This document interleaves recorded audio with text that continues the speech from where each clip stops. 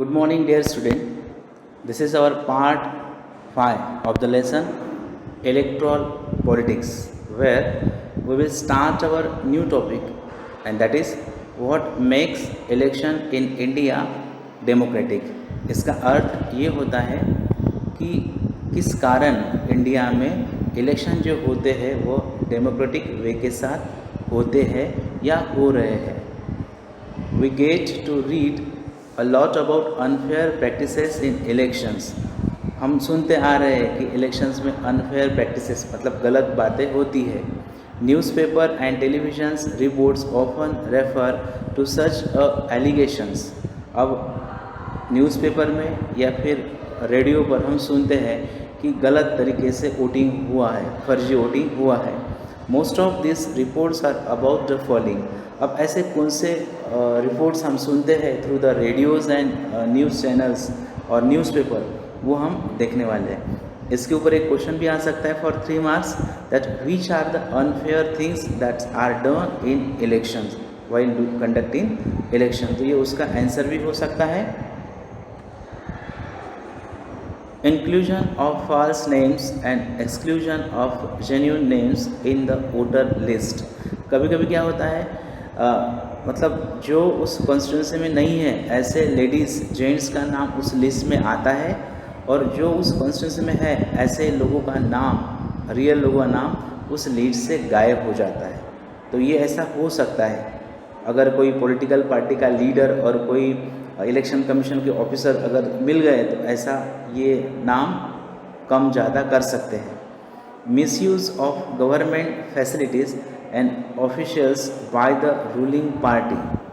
हमने देखा है कि eight the time of code of conduct उस समय जो गवर्नमेंट ऑफिसेस होते हैं, एरोप्लेन्स होते हैं, व्हीकल्स होते हैं या फिर जो मंदिर मस्जिद होते हैं, ऐसे समय ये चीज़ों का यूज़ नहीं करना पड़ता है. बट कुछ पार्टियाँ गवर्नमेंट पावर का, गवर्नमेंट फैसिलिटीज़ का यूज़ करते हैं और इलेक्शन जीतते हैं. Excessive use of money by rich candidates and big parties. अब कभी कभी क्या होता है, ज़्यादा पैसे का यूज़ अमीर कैंडिडेट से होता है और कुछ कुछ पार्टियाँ ज़्यादा पैसे का यूज़ करते हैं. हमने देखा है, I think for elections of Lok Sabha not more than 25 lakhs and for the elections of legislative assembly not more than 10 lakh amount हमको खर्च नहीं करना पड़ता है. बट कुछ कुछ पार्टियाँ उससे भी ज़्यादा खर्च करती है, लेकिन डॉक्यूमेंट्स पर वो कम दिखाती है खर्च, और असल में वो more than crores of rupees expend करती है. Intimidations of voters and rigging on the polling day. अब इंटिमिडेशन का अर्थ होता है धमकी देना, डराना, धमकाना. इलेक्शन के समय कुछ पॉलिटिकल पार्टी के वॉलेंटियर, मेंबर या लीडर वोटर्स को धमकाते हैं कि हमको अगर वोटिंग नहीं किया तो हम तुमको मारेंगे या ये फैसिलिटी नहीं देंगे. रिगिंग का अर्थ होता है गलत तरीके से वोटिंग कराना. रिगिंग का मतलब होता है, हमने बोला है जो मरे हुए लोग हैं उनके नाम पर दूसरे लोग आते हैं, वोटिंग करके चले जाते हैं. जो उस एरिया में नहीं रहते फिर भी वो आते हैं और दूसरे लोगों के नाम पर वोटिंग करके चले जाते हैं. तो ऐसे भी गलत बातें कुछ कुछ पॉलिटिकल पार्टियाँ इलेक्शन समय करती है. तो this is the answer of one question, what wrong things or illegal things are happened during election. Many of these reports are correct. We feel unhappy when we read or see such reports. और इनमें से बहुत से report सच भी होते हैं, और जब हम कभी ऐसा पढ़ते हैं या देखते हैं न्यूज़ चैनल पर तो मन में थोड़ा ख़राब लगता है कि अरे यार, we are living in modern as.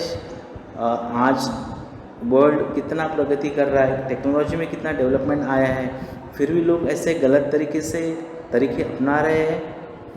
But fortunately they are not on such a scale so as to defeat the very purpose of elections. लेकिन अब ये बात इतनी बड़ी नहीं है कि वो हमारे पर्पज़ ऑफ इलेक्शन का ही ख़राब कर दे, क्योंकि कुछ कुछ लोग अच्छे भी हैं, कहाँ सिस्टम अच्छा भी है. This becomes clear if we ask a basic question, can a party win an election and come to power not because it has popular support but through electoral malpractices. तो कभी कभी क्वेश्चन करते हैं कि क्या पॉलिटिकल पार्टियाँ वो famous है लोगों के बीच में इस कारण जीत के आ रही है, या फिर वो माल प्रैक्टिसेस करते हैं, मतलब गलत तरीके अपनाते हैं, इस कारण इलेक्ट हो रहे हैं। तो ये क्वेश्चन आता है हमारे सामने। This is a vital question, एक बड़ा इंपॉर्टेंट क्वेश्चन है। Let us carefully examine various aspect of this question. तो अब देखो, रिलेटेड टू इंडिया ये बात सही है या झूठ है वो हम अब देखने वाले हैं। मतलब सच में इंडिया में माल प्रैक्टिसेस गलत तरीके से इलेक्शन जीते जाते हैं या इन अ डेमोक्रेटिक वे के साथ इलेक्शन जीते जाते हैं, वह अब हम देखने वाले हैं। Means now we will understand the positive side of election commission. अब हम इसमें देखने वाले हैं कि how in India nicely with a proper conduction, proper rules and regulation, how elections are conducted under the guidance of election commission. Now we will understand new topic, independent election commission। मतलब हमारे यहाँ जो निर्वाचन आयोग होता है, election commission का मतलब होता है निर्वाचन आयोग जो चुनाव करवाता है। मतलब इलेक्शन के डेट डिक्लेयर करना, इलेक्शंस कंडक्ट करना, वो ऑफिसर को ट्रेनिंग देना, देन रिजल्ट को डिक्लेयर करना, this all things are conducted by the election commission. तो इस पर भी एक क्वेश्चन आ सकता है, what type of work is done by the election commission. Election commission के जरिए कौन सा वर्क किया जाता है, how the election commission is conducting elections in India, उसका ये आंसर है। और question can come, right a short notes on election commission of India. Now line to line we will understand. One simple way of checking whether elections are fair or not is to look at who conduct the elections.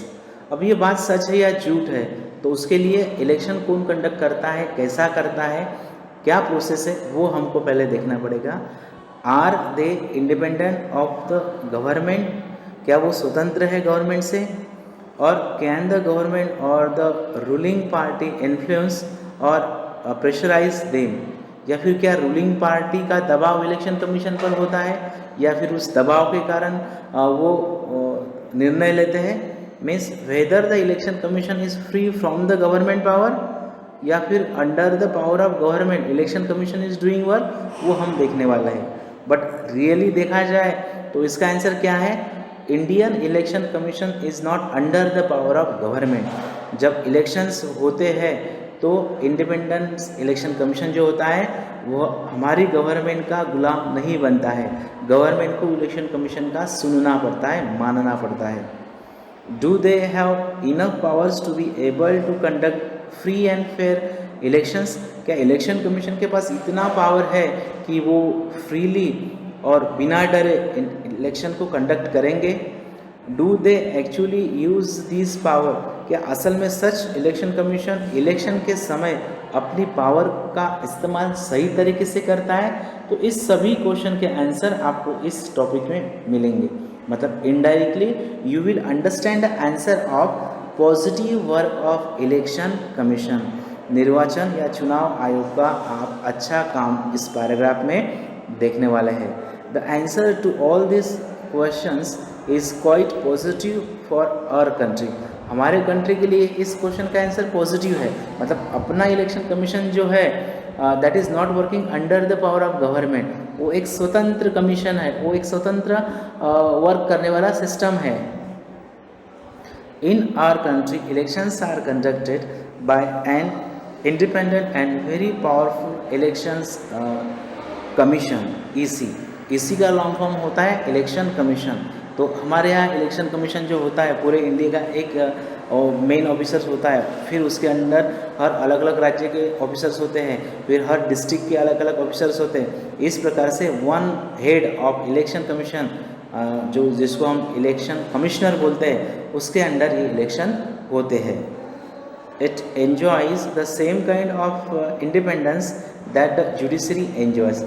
जिस प्रकार से हमारे India में न्याय व्यवस्था एक स्वतंत्र power को अंडरस्टैंड करता है, कैरी ऑन करता है, उसी प्रकार से इलेक्शन कमीशन भी इंडिया में स्वतंत्र है। The chief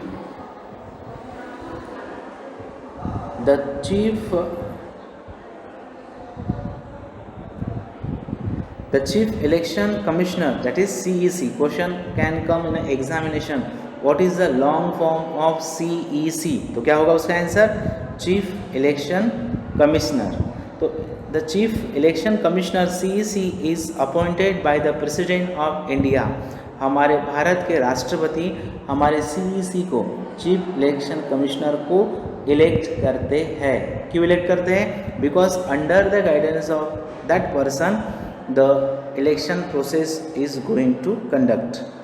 But once appointed, the chief election commissioner is not answerable to the president or the government. एक बार वह CEC इलेक्ट होने के बाद वह प्रेसिडेंट को या गवर्नमेंट को आंसरेबल नहीं होता है. मतलब जो भी वह निर्णय लेगा वो अपने मर्जी से लेगा, उसके ऊपर ना प्रेसिडेंट का दबाव होगा ना गवर्नमेंट का दबाव होगा. Even if the ruling party or the government does not like what the commission does, it is virtually impossible for it to remove the CEC. अगर गवर्नमेंट को उसका वर्क का सिस्टम अच्छा नहीं लगा फिर भी रूलिंग पार्टी CEC को ईजिली अपने पद से हटा नहीं सकती है. Very few election commissions in the world have such wide ranging power as the election commissions of India. बहुत से देशों के कम इलेक्शन कमिश्नर को इतने अच्छे पावर होंगे जितना हमारे देश में है. मतलब हमारे देश में अच्छी पावर है compare to the other election commissioner of other countries. वैसे अपना इंडिया कंट्री आपको पता है हर बातों में और country is best because morality is followed here, discipline is followed here, cooperation is followed here, and maturity is shown here. Now we will understand the work of EC. EC takes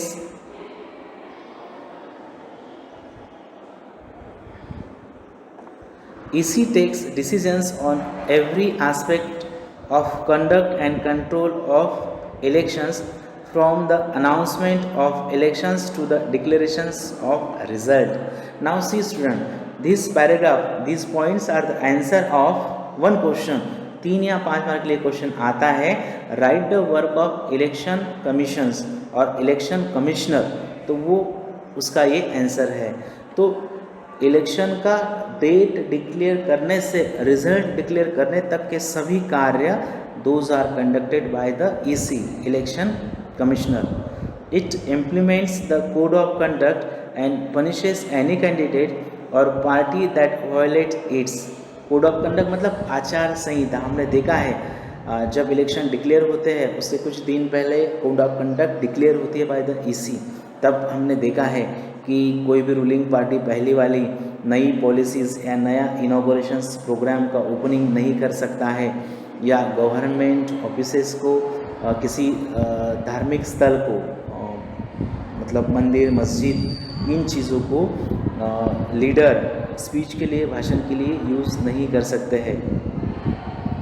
और जो भी leader party जो भी party का leader इस rule को code of conduct को violet करेगा मतलब नहीं मानेगा, उसके ऊपर कार्रवाई करने का या उसको जेल में भेजने का कार्य वो is doing EC, election commission करता है. During the election period, the EC can order the government to follow some guidelines to prevent use and misuse of government power to enhance its chances to win elections or to transfer some government officials. तो कभी कभी election commission कोई government offices का transfer भी कर सकती है और कंट्रोल करती है रूलिंग पार्टी को कि वो कोड ऑफ कंडक्ट का सही प्रकार से फॉलो अप ले और इलेक्शन को सही मात्रा में कंडक्ट करे. When on election duty, government officers work under the control of the EC and not the government. This is very important point. मतलब कोई भी गवर्नमेंट ऑफिसर जो होते हैं कोई भी डिपार्टमेंट के, उस समय जब वो इलेक्शन के समय ड्यूटी पर आते हैं तो they are the employees of EC and not the government.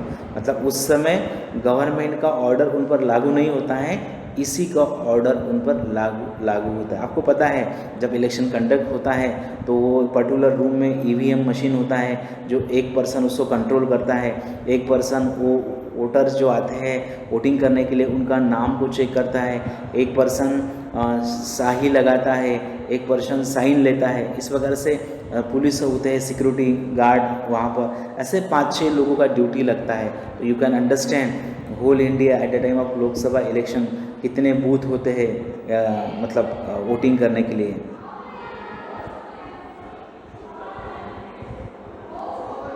In the last 15 years or so, the Election Commission has begun to exercise all its power and even expand them.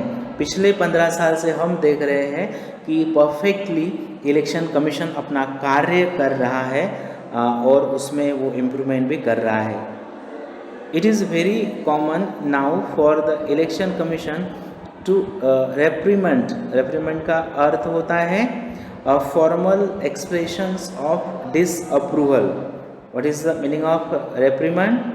Formal expression of disapproval, मतलब कोई चीज़ को वो नामंजूर accept नहीं कर सकता है। reprimand the government and administrations for their lapses का अर्थ होता है खामियां या कमियां।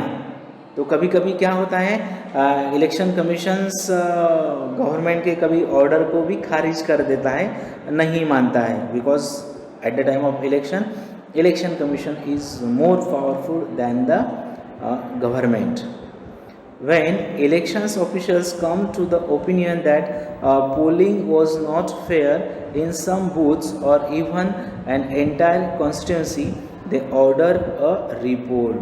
अब इलेक्शन कमीशन को जब लगता है कि पर्टिकुलर डिस्ट्रिक्ट में, पर्टिकुलर गांव में या पर्टिकुलर सिटी में इलेक्शन प्रॉपरली नहीं हुआ है, कुछ फ्रॉड हुआ है, कुछ माल प्रैक्टिसेस, मतलब मरे हुए लोगों को भी वोटिंग करवाया दूसरे लोगों के ज़रिए, या किसी ने गलत तरीके से ऑफिसर के साथ पैसे देकर उस ईवीएम मशीन को सेट किया और इलेक्शन करवाया, ऐसा अगर लगता है इसी को, तो कभी कभी पर्टिकुलर डिस्ट्रिक्ट में, पर्टिकुलर स्टेट के बूथ का इलेक्शंस कैंसिल होता है और वो फिर से 8-10 दिन के बाद कंडक्ट कर सकता है। This is the power of election commission, that is EC.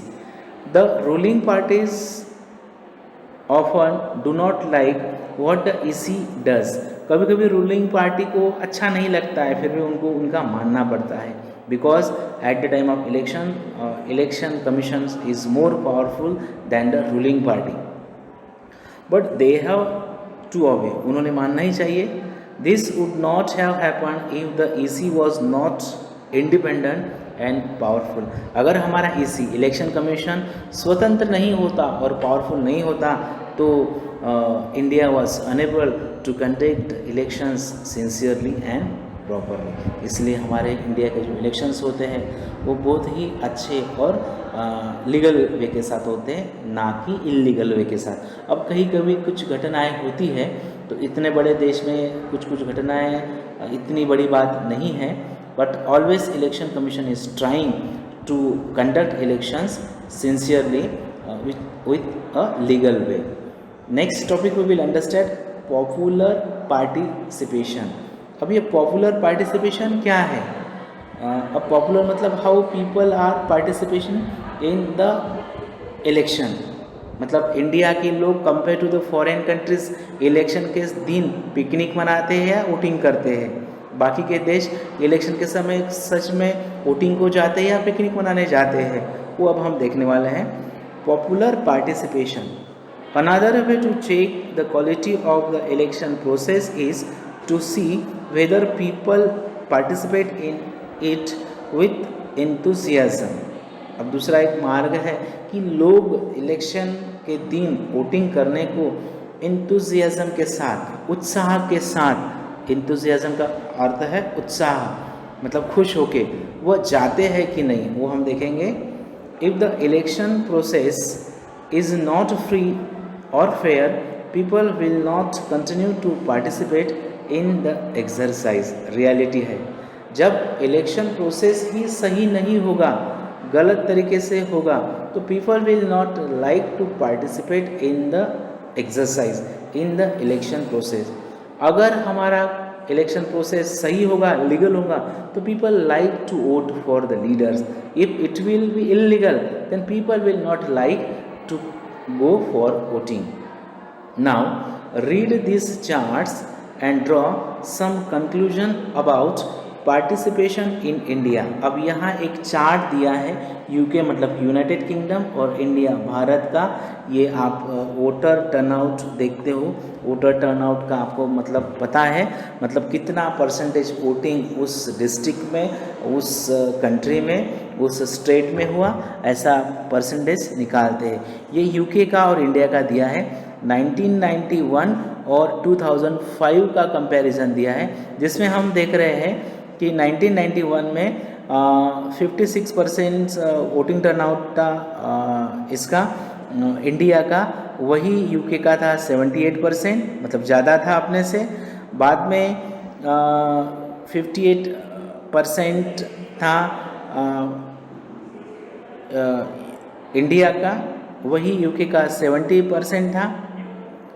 Then 62 India, then 60, 59, 58. मतलब आप देख रहे हो 1991 से लेकर तो 2005 तक अपना वोटर टर्नआउट बढ़ रहा है कि कम हो रहा है? मतलब इतना नहीं बढ़ा है.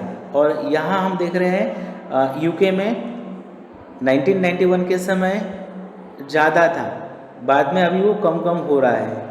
हमारा पहले कम था, बाद में हमारा बढ़ रहा है. सी, इंडिया का पहले 56 था, बाद में 58, 62, 60, 59, 58. मतलब हमारा बढ़ रहा है या स्टेबल है? इंडिया का वोटर टर्नआउट बढ़ता है या स्टेबल रहता है, लेकिन कम नहीं होता है. यूके में क्या हो रहा है? पहले ज़्यादा था, अब कम कम हो रहा है. मतलब मॉडर्नाइजेशन में यूके में क्या हो रहा है? People participation is decreasing, and in India it is increasing और इट इज़ स्टेबल, लेकिन कम नहीं हो रहा है. मतलब I think people are alert here to vote in elections. तो this is the voter turnout, मतलब percentage of the people. People participation in election is usually measure by voter turnout figures. लोगों का पार्टिसिपेशन, लोगों का सहभाग कितना है state में, डिस्ट्रिक्ट में, कंट्री में, उसका एक परसेंटेज निकालते हैं, जिसको क्या बोलते हैं? Voter turnout figure. ये 1 मार्क का क्वेश्चन आता है, what is mean by voter turnout. तो आपने लिखना है participation of people in election process in percentage is known as voter turnout. Turnout indicate the percentage of eligible voters who actually cast their vote. तो turnout क्या होता है कि actually कितने लोगों ने वोटिंग में हिस्सा लिया, वो होता है voter turnout of that district, that state और that country. Over the last 50 years, the turnout in Europe and North America has declined. Europe में या नॉर्थ अमेरिका में वह डिक्लाइन हुआ है, कम हो रहा है मॉडर्नाइजेशन में. पहले ज़्यादा था 1991 में, अब मॉडर्नाइजेशन में 2020 तक it is going to decrease, it is going to decline. In India the turnout has either remain stable और एक्चुअली गॉन अप. लेकिन इंडिया में क्या हो रहा है मॉडर्नाइजेशन में? The voter turnout is increasing और it is going to be stable but not decreasing. कम नहीं हो रहा है. मतलब alertness is there in India. अपने जो लोग हैं, कॉमन पीपल है इंडिया के, दे are very alert for the voting. उनको पता है कि अभी अगर उन्होंने अच्छे लीडर नहीं चुने तो 5 साल तक उनको खराब लीडर को झेलना पड़ेगा. इसलिए they are trying to go in election process and elect vote to elect their leader.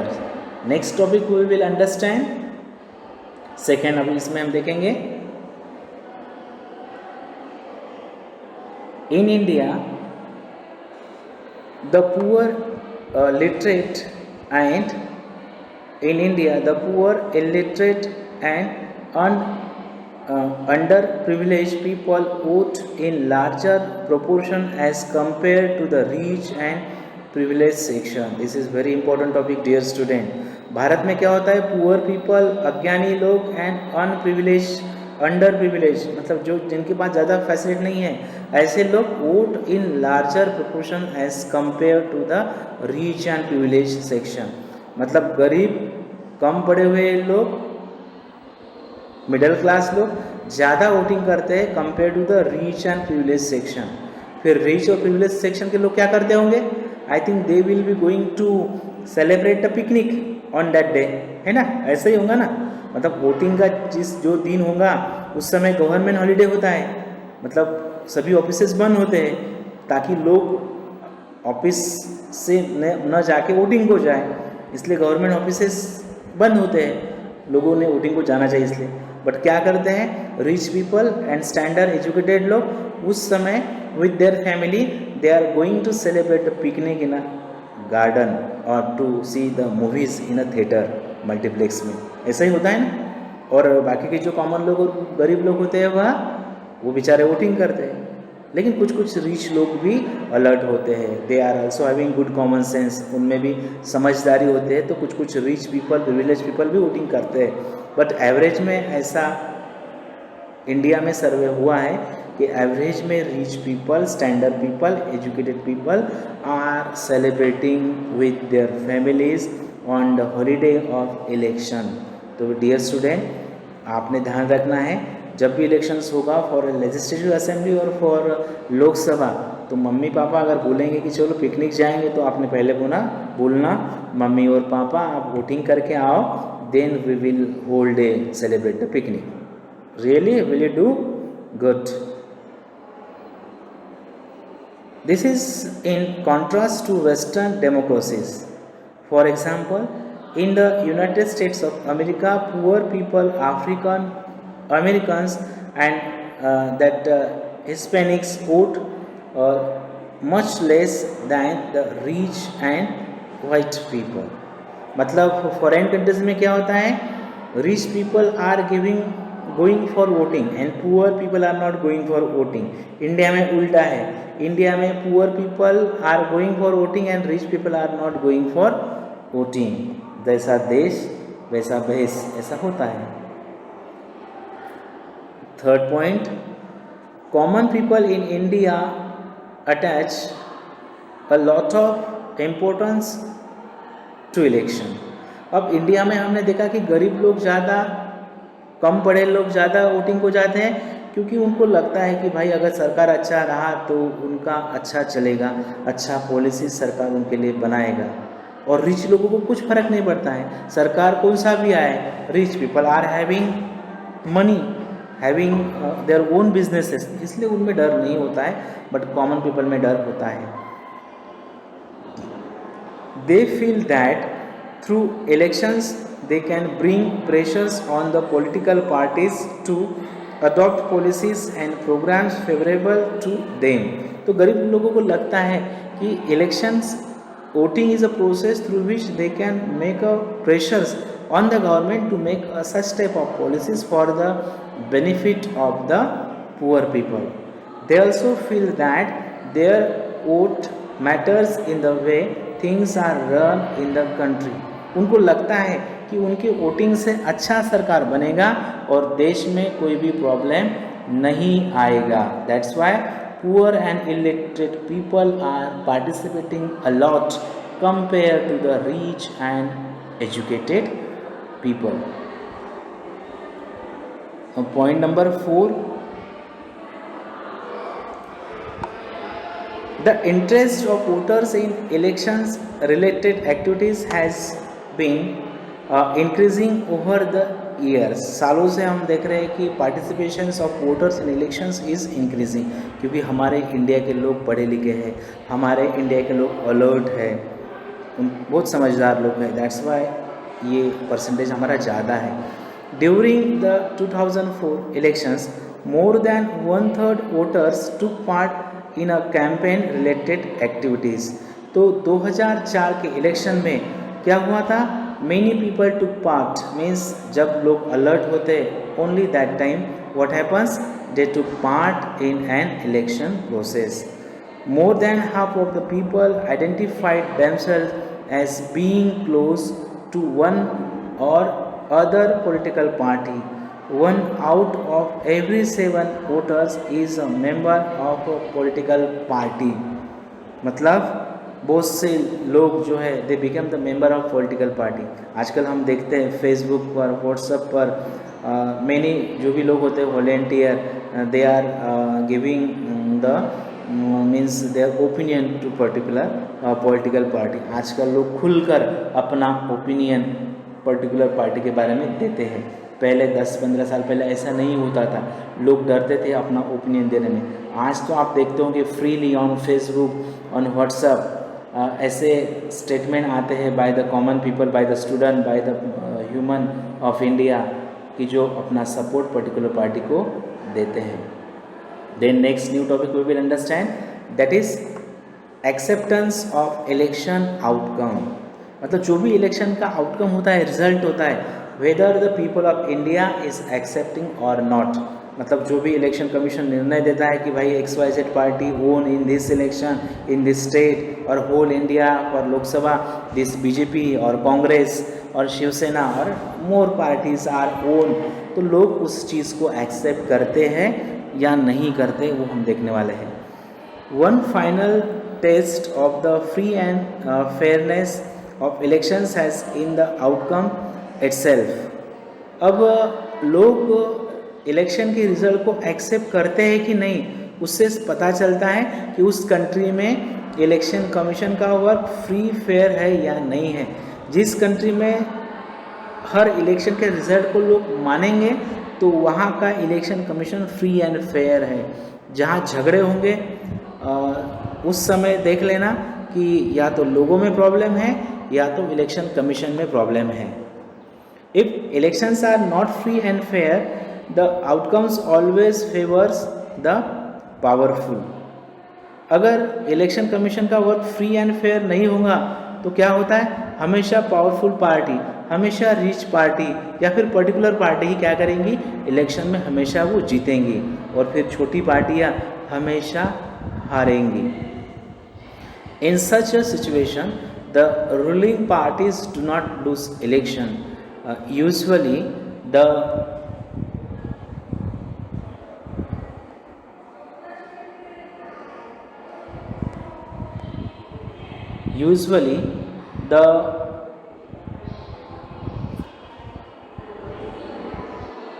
Usually the losing party does not accept the outcome of rigged elections. अगर इंडियन इलेक्शन में कुछ फ्रॉड सिस्टम होता तो हमेशा एक ही party हमेशा जीत कर आ सकती थी. But we are observing the result of Indian election that the party which is always winning, sometimes it is going to lose the election. Sometimes the party which is not going to elect in India, that party is making a government.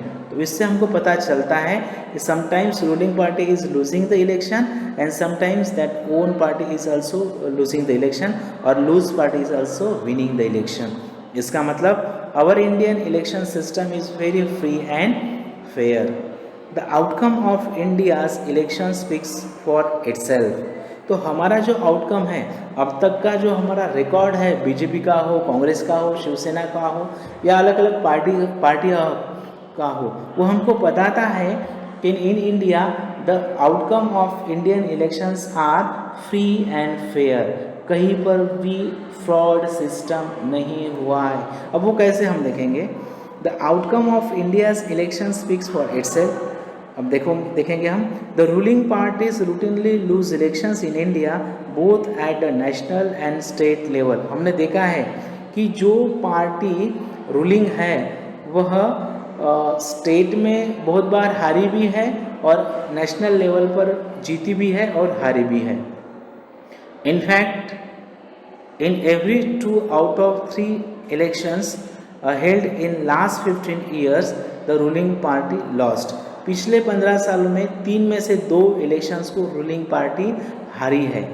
अगर ruling party नहीं हारती, हमेशा वही जीत कर आती, तो हम बोल सकते थे कि भाई कुछ तो सेटिंग किया है इन्होंने, इसी कारण वो हमेशा जीत कर आते हैं। तो इससे हमको क्या पता चलता है, अपने यहाँ जीतने वाला भी हारता है और हारने वाला भी कभी कभी जीतता है। इसका मतलब अपन सही जा रहे हैं। Next point, in the US and incumbent और sitting elected representative rarely loses the election. अब यूएस में क्या होता है, जो रूलिंग पार्टी के मेंबर्स होते हैं वो रेयरली हारते हैं, मतलब हमेशा वो जीत के ही आते हैं, मतलब कुछ तो गड़बड़ होगी। In India about half of the sitting MPs और एमएलएस लूज इलेक्शन। इंडिया में अगर 543 मेंबर ऑफ पार्लियामेंट होते हैं लोकसभा में, तो उनमें से आधे मतलब 250 के ऊपर हार चुके हैं इलेक्शन बहुत बार। तो ये हमको दर्शाता है कि अपना इलेक्शन कमीशन जो है वो बहुत ही फ्री एंड फेयर है। Candidates who are known to have spent a lot of money on buying votes and those with known criminal connections often lose elections. हमने देखा है कि ऐसी पॉलिटिकल पार्टियां, ऐसे कैंडिडेट जो ज़्यादा पैसे खर्च करते हैं या अपना पावर दिखाते हैं थ्रू द क्रिमिनल एक्टिविटीज़, वो बहुत बार इलेक्शन को हार चुके हैं। मतलब पैसा और पावर हमारे इंडियन इलेक्शन सिस्टम में काम नहीं आता। तो हमारे इलेक्शन सिस्टम में क्या काम आता है, the work of the political party, the work of the candidate, the behaviour of the party, the good policies made by the political parties. ये सब कुछ अगर अच्छा है तो वो पार्टी जीतेंगी, अगर ये सब कुछ खराब है तो वो पार्टी हार जाएगी। Very few dispute elections the electoral outcomes are usually accepted as people verdict by the defeated party. ऐसे कुछ जगह के केसेस होंगे जहाँ पर कुछ कॉन्फ्लिक्ट होते हैं, लेकिन एवरेज में जो भी रिजल्ट होते हैं इलेक्शंस के, those are accepted by the defeated parties. हारी हुई पार्टियां इस रिजल्ट को क्या करती है, एक्सेप्ट करती है। New topic we will understand challenges to free and fair elections. इस पर एक क्वेश्चन आएगा, challenges to free and fair elections का अर्थ क्या होता है।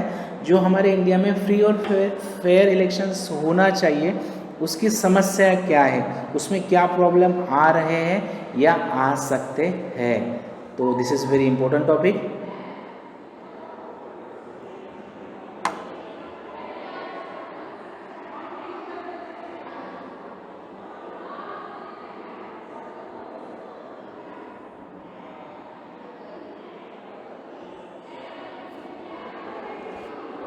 Challenges to free and fair elections. All this leads to a simple conclusion. Elections in India are basically free and fair. तो हमने अब तक जो भी नॉलेज देखा, जो भी मैटर देखा, वो क्या हमें बताता है कि इंडिया में really elections are conducted freely and fairly. डरने की बात नहीं है। The party that wins an elections and forms government does so because people have chosen it over its rivals. जो भी पार्टी अपनी सरकार बनाती है, गवर्नमेंट में आती है, तो बात तय है कि that party is accepted by the people. लोगों ने उस पार्टी को माना है। This may not be true for every constituency. अब सब कॉन्स्टिट्यूंसी में ये लागू नहीं होता है। अब कॉन्स्टिट्यूंसी मतलब क्या, आपको पता है ना, कॉन्स्टिट्यूंसी मतलब the area where particular voters are giving the voting for the candidate of that constituency. मोरबी अगर लोकसभा के लिए कॉन्स्टिट्यूंसी होता है तो मोरबी डिस्ट्रिक्ट में जितने भी तालुका जो विलेजेस होंगे वो पर्टिकुलर कैंडिडेट को लोकसभा के इलेक्शन में वोटिंग करेंगे। अगर मोरबी लेजिस्लेटिव असेंबली के लिए कॉन्स्टिट्यूंसी होगा तो मोरबी इस तहसील प्लेस में, तालुका प्लेस में जितने भी विलेजेस होंगे वह उस तालुके के वोटिंग करेंगे उस पर्टिकुलर कैंडिडेट के लिए। ऐसे अलग अलग कॉन्स्टिट्यूंसी बनती है हर स्टेट में। A few candidates may win purely on the basis of money, power and unfair means. अब कुछ कैंडिडेट होते हैं जो पावर पर पैसा बांटकर इलेक्ट होते हैं, but the overall verdict of general elections still reflects popular preference. लेकिन एवरेज में रियली बाकी का जो आउटकम्स होता है वो बेस्ट होता है, रूल्स रेगुलेशन के साथ होता है। They are very few exceptions to this rule in the last 50 years in our country. This is what makes Indian elections democratic. तो इससे हमारा इलेक्शन प्रोसेस क्या होता है, डेमोक्रेटिक बनता है. तो इसमें इम्पोर्टेंट चीज़ें क्या है, रूलिंग पार्टी का अच्छा बिहेवियर और एज अ वोटर हमारा अलर्ट होना. हम अलर्ट है इसलिए ये लीडर अच्छे हैं. अगर हम गलत चीज़ों को, गलत कैंडिडेट को इलेक्ट करेंगे तो उनका पावर बढ़ता ही जाएगा. इसलिए न्यूज़पेपर के ज़रिए, न्यूज़ चैनल के ज़रिए हमने हमेशा पढ़ना चाहिए कि हमारे कॉन्स्टिट्यूंसी का जो भी एमएलए है या एमपी है उसका एजुकेशन कितना है, उसका स्पीच देने का तरीका कैसा है, किस प्रकार से वो पॉलिसीज़ बनाता है, करप्शन कर रहा है क्या, उसके अनुसार हमने उसको इलेक्ट करना चाहिए. Yet the picture looks different if we ask the deeper questions. Are people's preferences based on real knowledge? क्या लोगों का जो प्रेफरेंस होता है वो नॉलेज के आधार पर होता है, नॉलेज के आधार पर वो इलेक्ट करते हैं. Are the voters getting a real choice? क्या लोगों को सच में जो भी एमएलएस एमपीस होते हैं वो उनको अच्छे मिलते हैं? Is elections really level playing field for everyone? क्या इलेक्शन अच्छी बात है सरकार बनाने के लिए या प्रोग्रेस होने के लिए? Can an ordinary citizens hope to win election? क्या कॉमन मैन भी आशा कर सकता है कि वो इलेक्शन में खड़ा रहेगा और जीत कर आएगा? तो ये भी इम्पोर्टेंट क्वेश्चन है जिसके आंसर हमको ढूंढने पड़ेंगे. Questions of this kind bring the many limitations and challenges of Indian elections to our attention. This include. अब ऐसे क्वेश्चन के आंसर एक चैलेंज है. अब कैसे है वो हम देखने वाले हैं.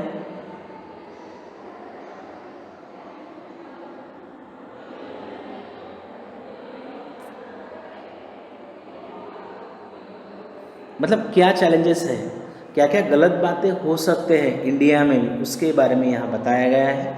मतलब वही पहला टॉपिक है हमारा, challenges to our free and fair election system. क्या चैलेंजेस हो सकते हैं. मतलब आपको पता है every coin has two side, है ना. इंडिया में अगर कुछ लोग अच्छे हैं तो कुछ बुरे भी हैं. सभी बुरे अच्छे नहीं हैं और सभी बुरे भी नहीं हैं. पहला पॉइंट है, candidates and parties with a lot of money may not be sure of their victory but they do enjoy a big and unfair advantage over smaller parties and independents. सही बात है. रिच पार्टियाँ, बड़ी पार्टियाँ, पैसे वाली पार्टियाँ, क्रिमिनल बैकग्राउंड वाली पार्टियाँ जरूरी नहीं है कि हमेशा जीतेंगी, बट ऐसी बड़ी पार्टियाँ कभी कभी छोटी पार्टी के ऊपर प्रेशर भी डाल सकती है, उनको परेशान भी कर सकती है पैसों से या अपने क्रिमिनल बैकग्राउंड से.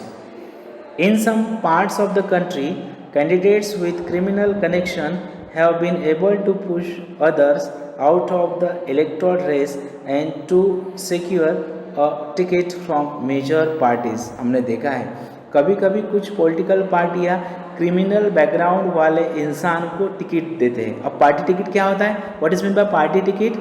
मतलब बीजेपी या कांग्रेस जब किसी कैंडिडेट को टिकट देंगी, मतलब that will be the permission that this XYZ constituency BJP की तरफ से ये कैंडिडेट इलेक्शन लड़ेगा. मतलब टिकट देना मतलब क्या होता है, that is a permission of that political party for XYZ person to stand in election, to fill the form for the election. Some families tend to dominate political parties. Tickets are distributed to relatives from these families. कभी कभी ऐसा होता है कि जिस family की political party है उसी फैमिली के पार्टीज़ को ज़्यादा टिकट दिए जाते हैं, ना कि कॉमन पीपल को. हमने देखा है अलग अलग पॉलिटिकल पार्टी अलग अलग राज्य में आप देखते होंगे, कांग्रेस, बीजेपी, समाजवादी पार्टी, शिवसेना, मनसे, कांग्रेस. तो ये पॉलिटिकल पार्टियाँ क्या करती है, कभी कभी ज़्यादा टिकट्स, ज़्यादा परमिशन अपने रिलेटिव्स को ही देती है और कॉमन पीपल को चांस ही नहीं मिलता है. Very often elections offer little choice to ordinary citizens for both the major parties are quite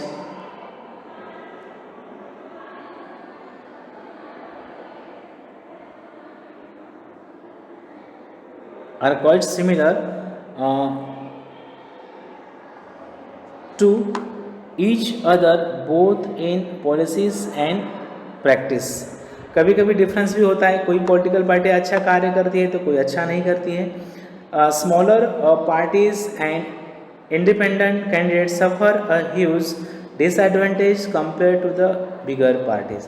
अब जो छोटी पार्टियां होती है और इंडिपेंडेंट कैंडिडेट्स, अब इंडिपेंडेंट कैंडिडेट्स क्या होते हैं, कभी कभी किसी पार्टी की तरफ से टिकट नहीं मिलता है किसी पर्सन को, तो वो इंसान अपने खुद की तरफ से भी इलेक्शन में फॉर्म भर सकता है और खड़ा रह सकता है। दो any party will not support him, उसको इंडिपेंडेंट कैंडिडेट्स बोलते हैं। तो कभी कभी क्या होता है, because of the reach political parties, independent candidates and some small parties face the problem. These challenges exist not just in India but also in many established democracies. तो ये जो प्रॉब्लम होता है ये सिर्फ इंडिया में नहीं है, बाकी के कंट्रीज़ में हम देखते हैं, क्लास में भी है ना, क्लास में हम बैठते हैं ना, कभी कभी जो ज़्यादा हाइट वाले बच्चे होते हैं, मोटे ज़्यादा बच्चे होते हैं, वो कभी कभी छोटे हाइट में बच्चों को भी पावर दिखाते हैं, मारते हैं, कान के नीचे लगाते हैं। बेचारे वो छोटे हाइट के, कम पावर के, कम वेट के बच्चे रो बैठते हैं। तो ये तो चलता ही है कभी कभी। Sometimes powerful person is showing his power to the less powerful person. This deeper issues, these challenges exist, these deeper issues are a matter of concern for those who believe in democracy. तो ऐसी गलत बातें चिंता का विषय बनती है जो बेचारे डेमोक्रेसी में विश्वास रखते हैं। That is why citizens, social activities and organisations have been demanding reforms in our election system. इसलिए social worker, alert people, intelligence people demand करते हैं कि हमारे इलेक्शन सिस्टम में थोड़ा चेंजेस होना चाहिए। Can you think of some reforms, क्या आपके दिमाग में ऐसे रिफॉर्म्स हैं कि हमारे इलेक्शन सिस्टम में कौन से नए रूल्स एंड रेगुलेशन आने चाहिए जिस कारण पावरफुल पार्टियाँ, पैसे वाली पार्टियाँ, क्रिमिनल बैकग्राउंड वाली पार्टियाँ अपने मेंबर को इलेक्शन में नहीं उतारेंगी। What can an ordinary citizen do to face this challenges. तो सामान्य आदमी क्या करेगा, जिस पॉलिटिकल पार्टी के पास करोड़ सौ रुपये है, जिस पॉलिटिकल पार्टी के पास क्रिमिनल बैकग्राउंड के लोग हैं, उनके सामने कॉमन कैंडिडेट कैसे टिक पाएंगे, ये एक सोचने की बात है। Dear student, in this way today we completed our topic that is electoral politics.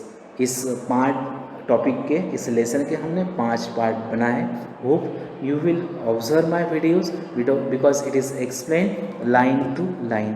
बहुत से बच्चों का कंप्लेंट्स है कि हमको क्वेश्चन के आंसर नहीं मिलता है, तो क्वेश्चन के आंसर जो होते हैं वो टेक्स्ट बुक में अवेलेबल होते हैं। प्रॉब्लम ये है कि आपका रीडिंग कम है, आप पढ़ते ही नहीं text book, readymade answer learn करते हो, रट्टा लगाते हो। इसलिए आप हर टॉपिक आप 2-3 बार पढ़ा करो, एवरी क्वेश्चन का आंसर आपको मिलता है। ये आदत से क्या होगा, आपका स्टडी अच्छा होगा, आपके मार्क्स आपको अच्छे मिलेंगे, आपको रटने की आदत नहीं लगेगी।